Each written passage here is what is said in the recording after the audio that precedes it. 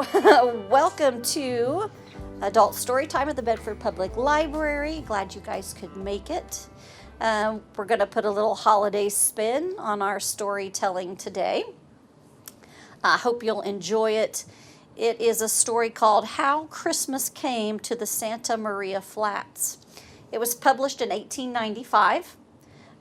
It's by a writer named Elia P.T. It's got a copyright at 1898.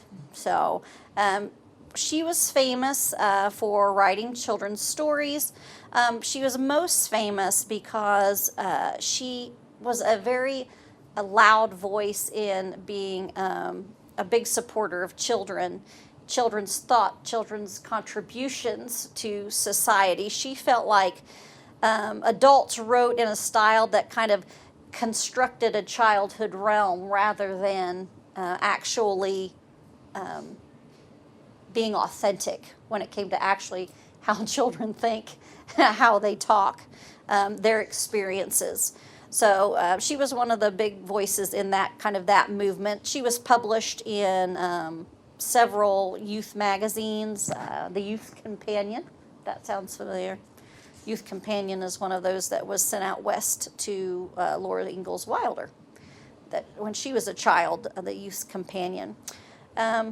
She emphasized not only the importance of knowing and preserving a child's story, but also the value of the child telling their story in their own voice. So I hope as I'm reading that I'll do a good job in reading it and you can hear what she's talking about, how she writes. She writes in the child's voice.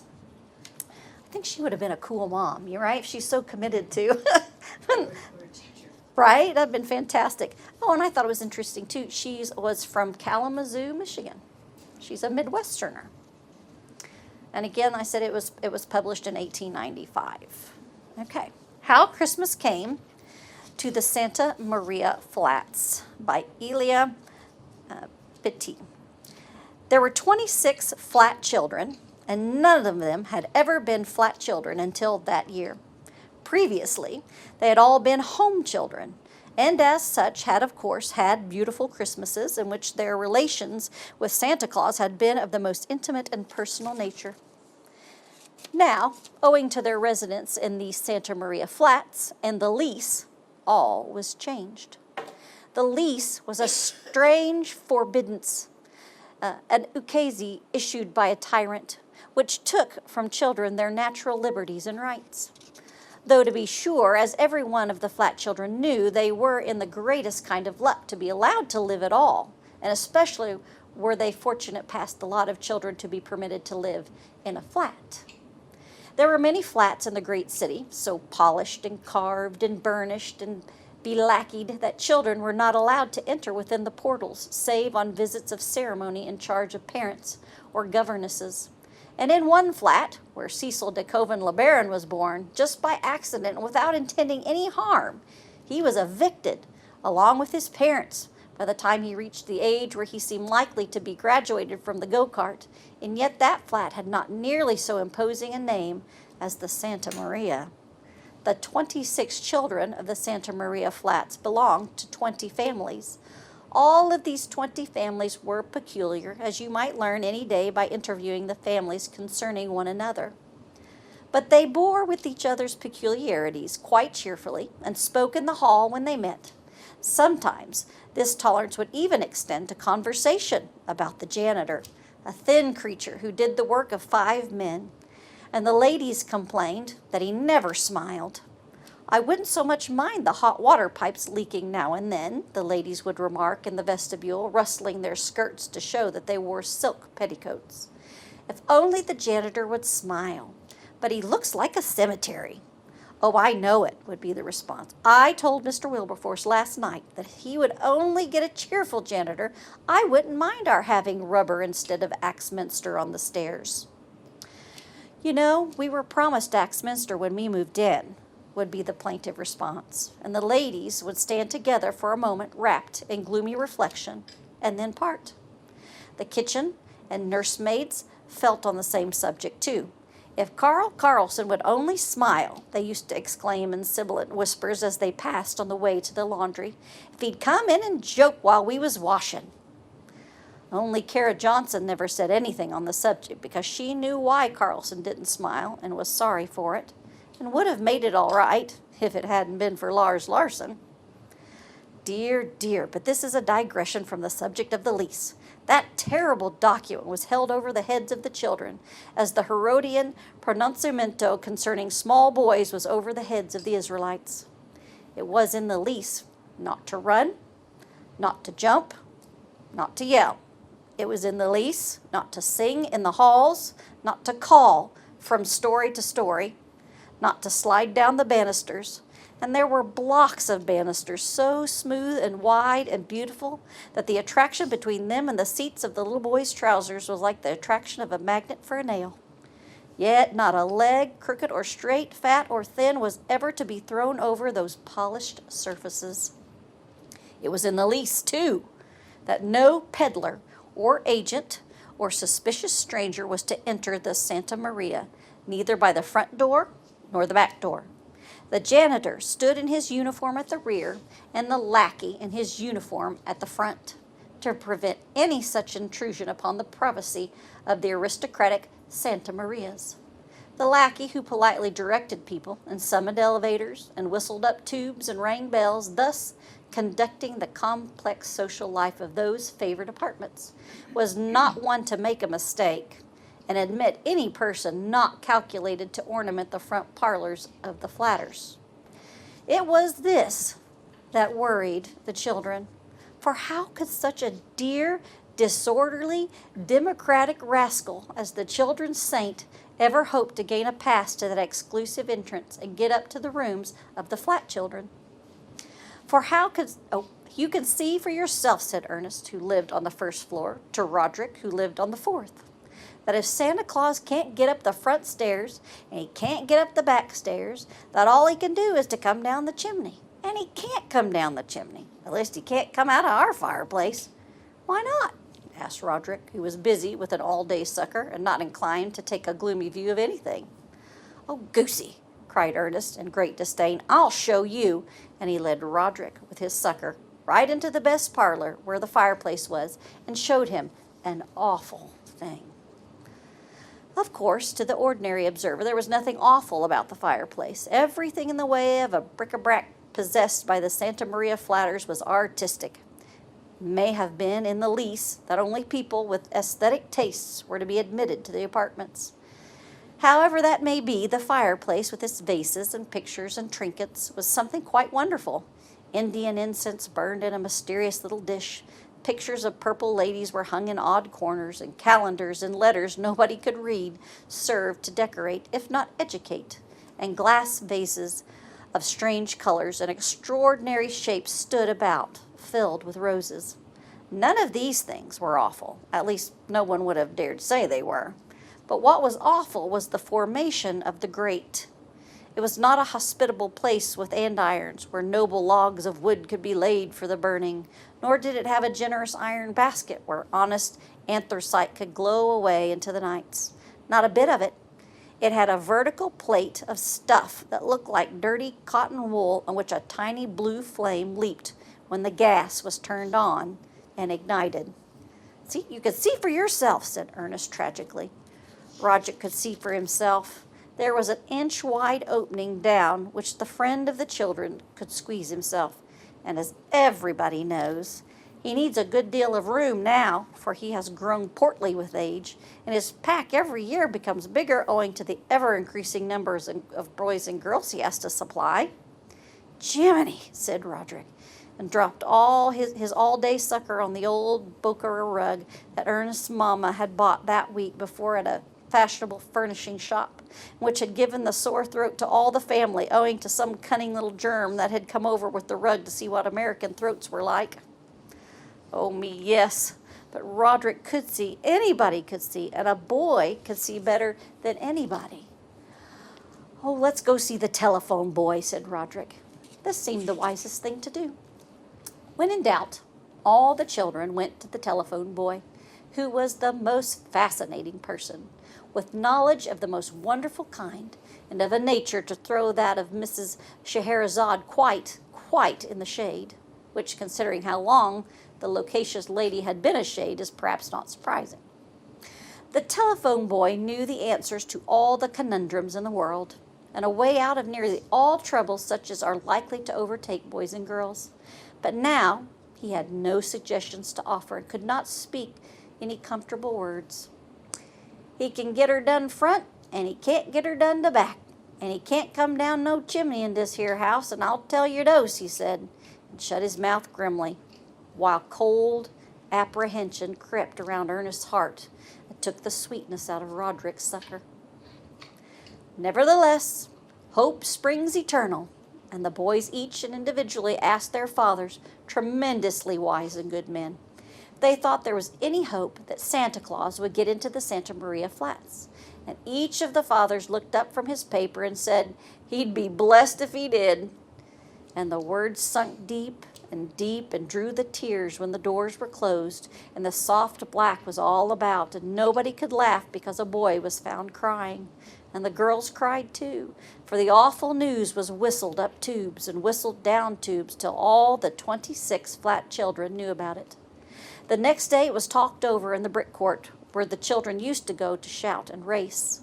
But on this day there was neither shouting nor racing. There was instead a shaking of heads, a superstitious dropping of tears, a guessing and protesting and lamenting. All the flat mothers congratulated themselves on the fact that their children were becoming so quiet and orderly, and wondered what could have come over them when they noted that they neglected to run after the patrol wagon as it whizzed around the block. It was decided, after a solemn talk, that every child should go to its own fireplace and investigate. In the event of any fireplace being found with an opening big enough to admit Santa Claus, a note could be left directing him along the halls to the other apartments. A spirit of universal brotherhood had taken possession of the Santa Maria Flatters. Misery bound them together, but the investigation proved to be disheartening, and the cruel asbestos grates were everywhere, and hope lay strangled. As time went on, melancholy settled upon the flat children. The parents noted it and wondered if there could be sewer gases in the apartments. One over-anxious mother called in a physician, who gave the poor little child some medicine which made it quite ill. No one suspected the truth, though the children were often heard to say that it was evident that there was to be no Christmas for them. But then, what more natural for a child to say, thus hoping to win protestations? So the mothers reasoned and let the remark pass. The day before Christmas was gray and dismal. There were no winds. Indeed, there was a sort of tightness in the air, as if the supply of freshness had given out. People had headaches. Even the telephone boy was cross, and none of the spirit of the time appeared to enliven the flat children. There appeared to be no stir, no mystery, no whisperings went on in the corners, or at least so it seemed to the sad babies of the Santa Maria. "It is as plain as a monkey on a hand organ," said the telephone boy to the attendants at his salon in the basement, "that there ain't to be no Christmas for we. Nope, not for we." Had not Dorothy produced at this junction from the folds of her fluffy silken skirts several substantial sticks of gum, there is no saying to what depths of discouragement the flat children would have fallen. About 6 o'clock, it seemed as if the children would smother for lack of air. It was very peculiar. Even the janitor noticed it. He spoke about it to Kara at the head of the back stairs, and she held her hand so as to let him see the new silver ring on her fourth finger. And he let go of the rope on the elevator in which he was standing and dropped to the bottom of the shaft, so that Kara sent up a wild halloo of alarm. But the janitor emerged as melancholy and unruffled as ever, only looking at his watch to see if it had been stopped by the concussion. The telephone boy, who usually got a bit of something hot sent down to him for one of the tables, owing to the fact that he never ate any meal save breakfast at home, was quite forgotten on this day, and dined off 2 russet apples and drew up his belt to stop the ache, for the telephone boy was growing very fast indeed, in spite of his poverty, and couldn't seem to stop growing somehow, although he said to himself every day that it was perfectly brutal of him to keep on that way when his mother had so many mouths to feed. Well, the tightness of the air got worse. Everyone was as cross at dinner, complained of feeling tired afterward and of wanting to just go to bed. For all of that, it was not to get to sleep, and the children tossed and tumbled for a long time before they put their little hands in the big, soft, shadowy clasp of the Sandman and trooped away after him to the happy town asleep. Well, it seemed to the Flat children that they had been asleep but a few moments when there came a terrible burst of wind and shook even that great house to its foundations. Actually, as they sat up in bed and called to their parents or their nurses, their voices seemed smothered with the roar. Could it be that the wind was a great wild beast with 100 tongues which licked at the roof of the building? And how many voices must it have to bellow as it did? Sounds of falling glass, of breaking shutters, of crashing chimneys greeted their ears. Not that they knew what all these sounds meant. They only knew that it seemed as if the end of the world had come. And Ernest, miserable as he was, wondered if the telephone boy had gotten safely home, or if he were alone in that draughty room in the basement. And Roderick hugged his big brother, who slept with him, and said, "Now I lay me 3 times, running as fast as ever his tongue would say it." After a terrible time, the wind settled down into a steady howl like a hungry wolf, and the children went to sleep, worn out with fright, and conscious that the bedclothes could not keep out the cold. Dawn came, and the children awoke shivering, and they sat up in bed and looked about them. Yes, they did, the whole 26 of them in their different apartments and their different homes, and what do you suppose they saw? What do you suppose the 26 Flat children saw as they looked about them? Why, stockings stuffed full, and trees hung full, and boxes packed full. Yes, they did. It was Christmas morning, and the bells were ringing, and all the little Flat children were laughing, for Santa Claus had come. He had already really come, in the wind and wild weather, while the tongues of the wind licked hungrily at the roof, while the wind howled like a hungry wolf. He had crept in somehow, and laughing, no doubt, and chuckling without question, he had filled the stockings and the trees and the boxes. Dear me, but it was a happy time.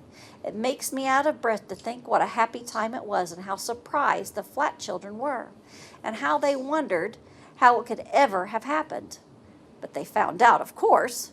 It happened in the simplest way. Every skylight in the place was blown off and away, and that was how the wind howled so, and how the bedclothes would not keep the children warm, and how Santa Claus had got in.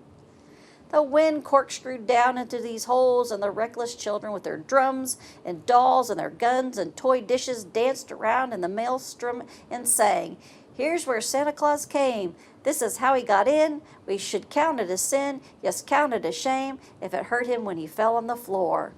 Roderick's sister was clever for her age. She'd read Monte Cristo 10 times, though she was only 11. She wrote this poem, which everyone thought very fine. And of course, all the parents thought and said what Santa Claus must have jumped down the skylights.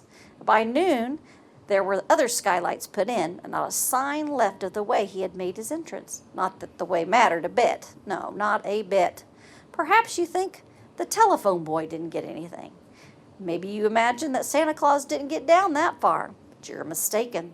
The shaft below one of the skylights went way to the bottom of the building, and it stands to reason that the old fellow must have fallen way through. At any rate, there was a copy of Tom Sawyer, a whole plum pudding, and a number of other things more useful but not very interesting, found down in the chilly basement room. There were indeed. In closing, it is only proper to mention that Kara Johnson crocheted a white silk 4-in-hand necktie for Carl Carson, the janitor, and the janitor actually smiled. And that is how Christmas came to the Santa Maria Flats. That is the end of this one. I have one more if you want to, don't mind me reading that one. It is a folk tale. It is also around the same time period as Elia's, but this one is actually by Mary Wilkins Freeman, and it's called Jimmy's Scarecrow's Christmas. It is also a short one. Jimmy Scarecrow's Christmas. Scarecrow. Jimmy Scarecrow. Okay. Let's try this one. Jimmy Scarecrow led a sad life in the winter. Jimmy's greatest grief was his lack of occupation. He liked to be useful, and in winter he was absolutely of no use at all.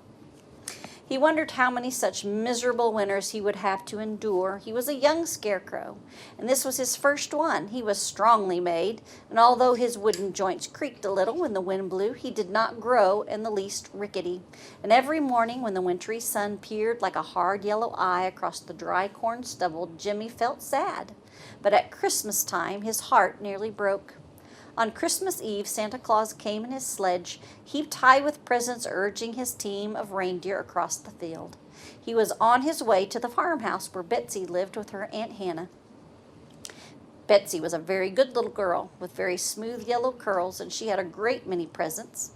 Santa Claus had a large wax doll baby for her on his arm, tucked up against the fur collar of his coat. He was afraid to trust it in the pack lest it get broken. When poor Jimmy Scarecrow saw Santa Claus, his heart gave a great leap. "Santa Claus, here I am," he cried out. But Santa Claus did not hear him. "Santa Claus, please give me a little present. I was good all summer and kept the crows out of the corn," pleaded the poor Scarecrow in his choking voice. But Santa Claus passed by with a merry halloo and a great clamor of bells. Then Jimmy Scarecrow stood in the corn stubble and shook with sobs until his joints creaked. "I am of no use in the world, and everybody has forgotten me," he moaned. But he was mistaken. The next morning, Betsy sat at the window holding her Christmas doll baby, and she looked out at Jimmy Scarecrow standing alone in the field amidst the corn stubble. "Aunt Hannah," said she. Aunt Hannah was making a crazy patch quilt. She frowned hard at a triangular piece of red silk and circular piece of pink, wondering how to fit them together. "Well," said she, "did Santa Claus bring the Scarecrow any Christmas presents?" "Well, no, of course he didn't." "Well, why not?" "Because he's a scarecrow. Don't ask silly questions." "I wouldn't like to be treated so if I was a scarecrow," said Betsy. But her Aunt Hannah did not hear her. She was busy cutting a triangular snip out of the round piece of pink silk so that the piece of red silk could be feather stitched into it. It was snowing hard out of doors, and the north wind blew, and the Scarecrow's poor old coat got wider and wider with snow, and sometimes he almost vanished in the thick white storm. And Aunt Hannah worked until the middle of the afternoon on her crazy quilt, and then she got up, spread it out over the sofa with an air of pride. "Now there," she said, "that's done, and that makes the 8th. I've got one for every bed in the house, and I've given 4 away. I'd given this one if I knew of anybody that wanted it." Aunt Hannah put on her hood and shawl and drew some blue yarn stockings on over her shoes and sat out through the snow to carry a slice of plum pudding to her sister Susan, who lived down the road. Half an hour after Aunt Hannah had gone, Betsy put her little red plaid shawl over her head and ran across the field to Jimmy Scarecrow. She carried her new doll baby snuggled up under her shawl. "Wish you a Merry Christmas," she said to Jimmy Scarecrow.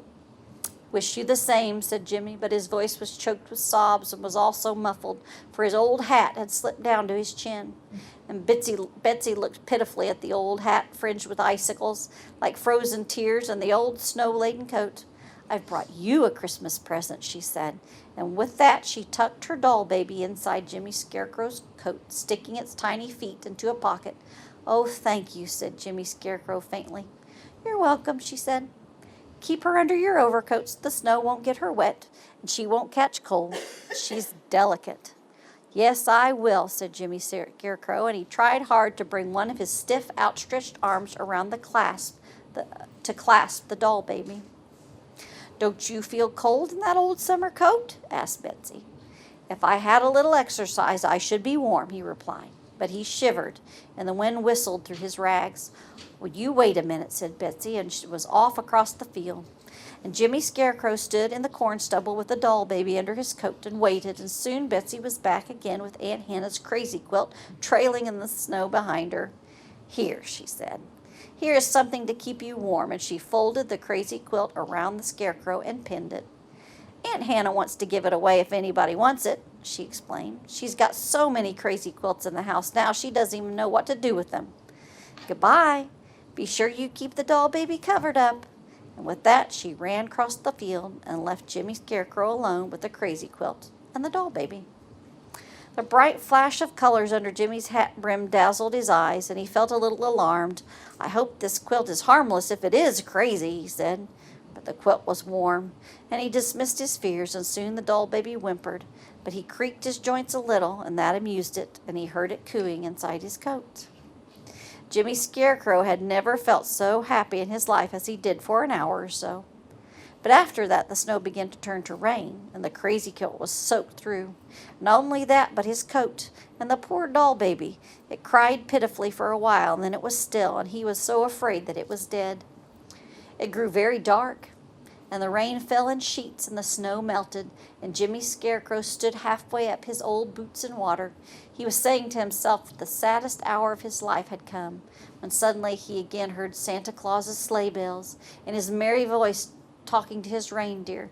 It was after midnight. Christmas was over, and Santa was hastening home to the North Pole. Santa Claus, dear Santa Claus, cried Jimmy Scarecrow with a great sob, and that time Santa Claus heard him and drew rein. Who's there? He shouted out of the darkness.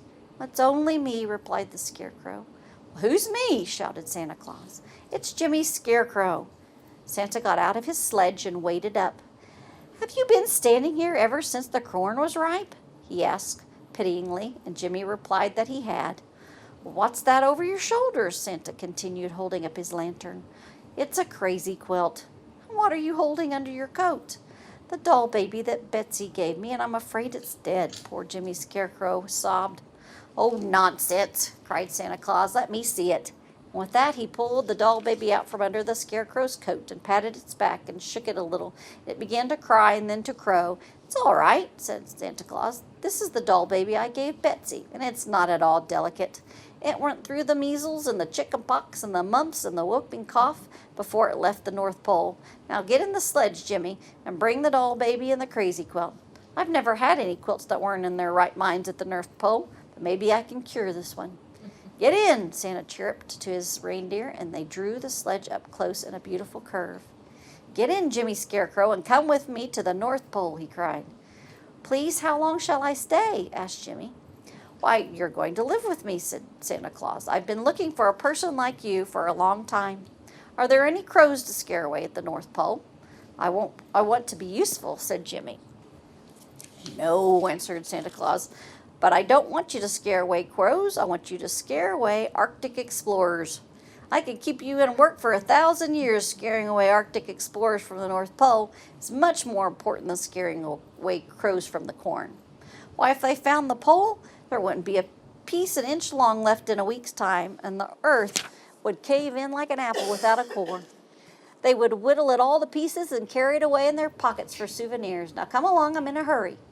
I will go on 2 conditions, said Jimmy. First, I want to make a present for Aunt Hannah and Betsy next Christmas. You shall make them any present you choose. What else?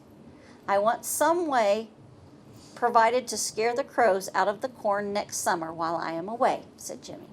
Well, that's easily managed, said Santa Claus. Just wait a minute. Santa took his stylographic pen out of his pocket, went with his lantern close to one of his fence posts, and wrote these words upon it. Notice to crows.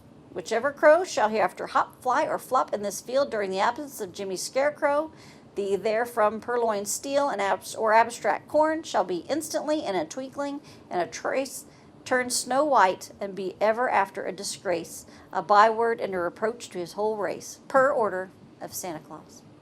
Well, the corn will be safe now, said Santa Claus. Get in. And Jimmy got into the sledge, and they flew away over the fields out of sight with merry halloos and a great clamor of bells. The next morning, there was much surprise at the farmhouse. When Aunt Hannah and Betsy looked out of the window and the Scarecrow was not in the field holding out his stiff arms above the corn stubble, Betsy had told Aunt Hannah she had given away the crazy quilt and the doll baby, but had been scolded very little. You must not give away anything of yours again without asking permission, said Aunt Hannah, and you have no right to give anything of mine, even if you know I don't want it. Now both my pretty quilt and your beautiful doll baby are spoiled. That was all Aunt Hannah had said. She thought she would send John after the quilt and the doll baby next morning as soon as it was light. But Jimmy Scarecrow was gone, and the crazy quilt and the doll baby with him. John, the servant man, searched everywhere, but not a trace of them could he find. They must have all blown away, Mum, he said to Aunt Hannah. We shall have to have another scarecrow next summer, said she. But the next summer there was no need of a scarecrow, for not a crow came past the fence post on which Santa Claus had written his notice to the crows. The cornfield was never so beautiful, and not a single grain was stolen by a crow, and everybody wondered at it, for they could not read the crow language in which Santa had written. It is a great mystery to me why the crows don't come into our cornfield when there is no scarecrow, said Aunt Hannah. But she had still a greater mystery to solve when Christmas came around again, and that she and Betsy had each a strange present. They found them in the sitting room on Christmas morning. Aunt Hannah's present was her old crazy quilt remodeled, with every piece cut square and true and matched exactly to its neighbor. Why, it's my old crazy quilt, but it isn't crazy now, cried Aunt Hannah, with her very spectacles seemed to glisten with amazement. Betsy's present was her doll baby of the Christmas before, but the doll was a year older. She had grown an inch and walked and said mama and how do. She was changed a good deal, but Betsy knew her at once. It's my doll baby, she cried, and snatched her up and kissed her. But neither Aunt Hannah nor Betsy ever knew that the quilt and the doll were Jimmy Scarecrow's Christmas presents to them. That's an odd story. Isn't that different? Around the same time. Yeah. Around the same time.